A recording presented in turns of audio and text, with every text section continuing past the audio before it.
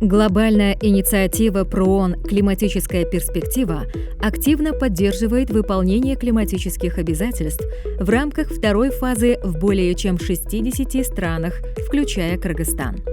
В связи с этим в стране проводятся меры по сокращению выбросов парниковых газов и укреплению устойчивости к климатическим изменениям.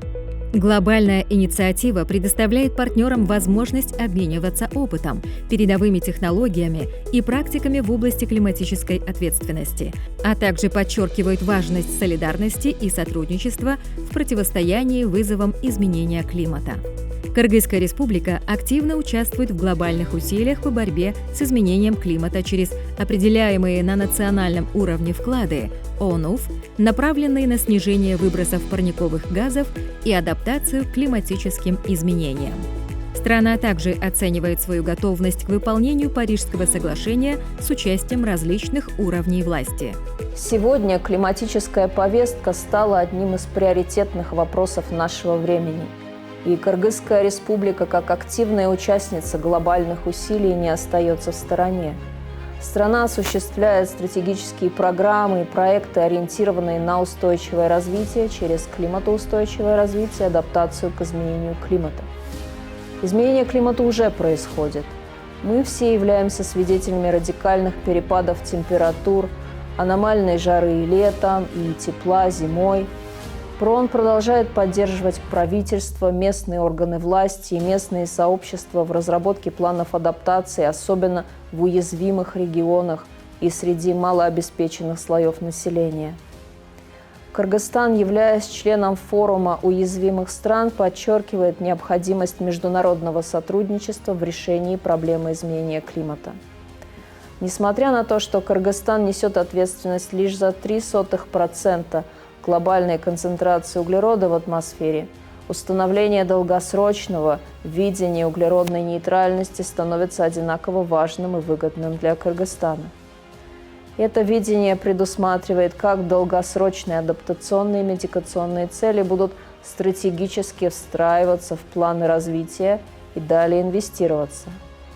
Они могут стать прорывом в создании тройной пользы, нации, которая будет устойчива к множественным кризисам, приверженная и продвигающая зеленую экономику и устойчивое развитие. Для достижения наших амбициозных целей нам необходима поддержка правительства, гражданского общества, бизнеса и международного сообщества. Для подтверждения своей приверженности климатическим целям президент поручил правительству Кыргызской республики разработать концепцию достижения углеродной нейтральности к 2050 году.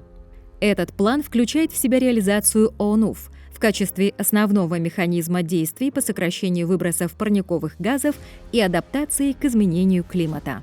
Концепция достижения углеродной нейтральности Кыргызской республики представляет собой комплексный подход к сокращению воздействия человеческой деятельности на климат.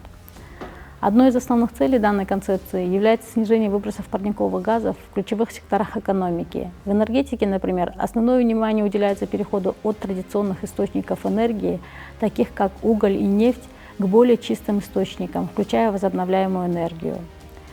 Промышленные процессы также становятся объектом изменений в рамках низкоуглеродного развития. Внедрение эффективных технологий, повышение энергоэффективности и переход к замкнутым циклам производства способствуют сокращению выбросов парниковых газов в промышленности. ООН-УФ – это планы каждой страны по сокращению выбросов парниковых газов и адаптации к последствиям изменения климата. Эти планы включают в себя меры, направленные на уменьшение воздействия человеческой деятельности на климат, а также на повышение устойчивости страны к неблагоприятным изменениям. Реализация ООН-УФ является ключевым элементом глобального усилия по борьбе с изменением климата и созданию устойчивого будущего для всех стран. На самом деле это серьезный документ. Он состоит из двух частей, где есть вопросы по митигации или снижению выброса парниковых газов. И вторая часть – это наши действия по адаптации, то есть приспособлению к изменению климата и снижению его негативных воздействий. С точки зрения наших национальных интересов, в первую очередь, мы должны решать вопросы адаптации.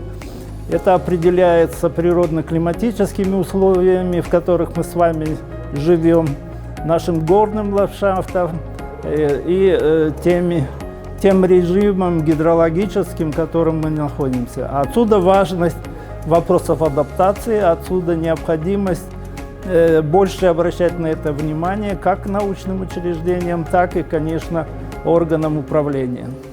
Сложившаяся ситуация подчеркивает необходимость к переходу к более устойчивым методам управления ресурсами, разработке адаптационных стратегий и поддержки со стороны мирового сообщества. Министерство экономики является основным государственным органом по развитию предпринимательской деятельности. И в рамках ведения политики развития предпринимательства мы обязательно учитываем вопросы достижения климатической устойчивости.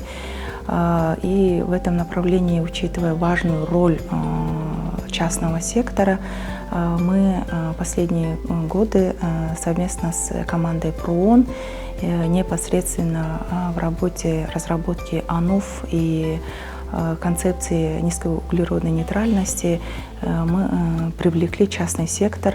Основная работа была проделана вовлечение частного сектора, где нужно было углубить их понимание данной повестки, а также их участие через различные инструменты.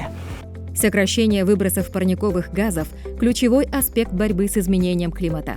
Эффективное выполнение углеродно-нейтральной политики приносит множество выгод и преимуществ. Во-первых, уменьшение выбросов положительно влияет на окружающую среду, и качество воздуха благоприятно сказывается на здоровье населения и сохранении биоразнообразия. Во-вторых, переход к низкоуглеродным технологиям и обновление инфраструктуры стимулируют экономическое развитие и создают новые рабочие места. В-третьих, углеродонейтральная политика сокращает независимость от ископаемых топлив, повышая энергетическую безопасность. И самое главное, активная борьба с углеродными выбросами помогает стране выполнять международные обязательства, укрепляя его репутацию ответственного участника глобальных усилий по борьбе с изменением климата. При разработке плана мероприятий ОНУФ был проведен гендерный анализ. Целью этого анализа было интегрирование гендерно-чувствительных индикаторов в сам документ. В итоге в настоящее время 27% гендерно-чувствительных показателей содержатся в мероприятиях по адаптации и 28% в мероприятиях по митигации. В итоге это даст учесть интересы всех групп населения. Особую роль в климатическом вопросе играет частный сектор, потому что частный сектор считается локомотивом любой экономики. Они используют новые инновационные решения, зеленые инструменты, практики, например, как в секторе туризма, транспорта, сельского хозяйства. Отмечая важность и роль частного сектора в климатическом контексте, в 2022 году Министерство экономики совместно с проектом «Климатическая перспектива» инициировали звание «Зеленый предприниматель», а также поддержали идею о создании Комитета по зеленой экономике бизнес-ассоциации GIA. В процессе обсуждения климатических стратегий молодежь Кыргызстана активно участвовала и поддержала инициативу «Климатическая перспектива» ПРООН.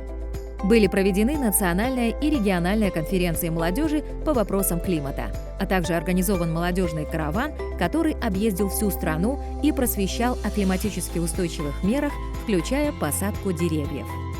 Транспорт, как один из крупнейших источников выбросов, требует особого внимания. Развитие электромобилей, общественного транспорта и улучшение инфраструктуры поддерживают цель сокращения выбросов в данном секторе. Сельское и лесное хозяйство также играют важную роль в устойчивом развитии. Применение современных методов сельского хозяйства, включая управление почвой и внедрение сельскохозяйственных практик с низким уровнем выбросов, способствует сохранению углеродного баланса. Лесное хозяйство, в свою очередь, может служить средством по уменьшению уровня углерода в атмосфере через процессы фотосинтеза. Другие виды землепользования также подвергаются пересмотру в контексте сокращения выбросов. Управление отходами и переработка материалов становятся важными компонентами стратегий низкоуглеродного развития. Для реализации поставленных целей не только нашей страны, но в целом мирового сообщества необходимы, конечно же, финансы, крупные финансы. И это касается не только нашей страны, это касается всех стран мира. Именно поэтому страны разрабатывают стратегические документы и потом высчитывают финансы, которые нужны для реализации этих стратегий. Точно так же Кыргызстан, разработав свои стратегические документы, мы подсчитали бюджет, который необходим для реализации этих документов, подсчитали, сколько денег мы можем выделить сами и сколько денег нам требуется извне. Благо, что международное сообщество помогает развивающимся странам, создает крупные климатические фонды, и эти климатические фонды направляют финансы в такие страны, как Кыргызстан. Без финансов, к сожалению, реализовать какие-то конкретные проекты практически невозможно. Кроме того, мы работаем не только с международными банками развития, климатическими фондами, но мы также пытаемся мобилизовать наш собственный капитал, который есть частный капитал внутри страны. Это зеленые бонды, это углеродный рынок и так далее. И сейчас, так же, как и все страны мира, мы входим в эту новую, формирующуюся только площадку климатического финансирования. Для успешной реализации концепции низкоуглеродного развития необходимо предпринять широкий спектр мероприятий и внести изменения в различные сферы экономики. В этом контексте важно обеспечить тесное взаимодействие государства, бизнеса и общества с целью формирования устойчивой и экологически ответственной модели будущего развития. Кроме того, необходимо учитывать аспект справедливого перехода на низкоуглеродную модель развития.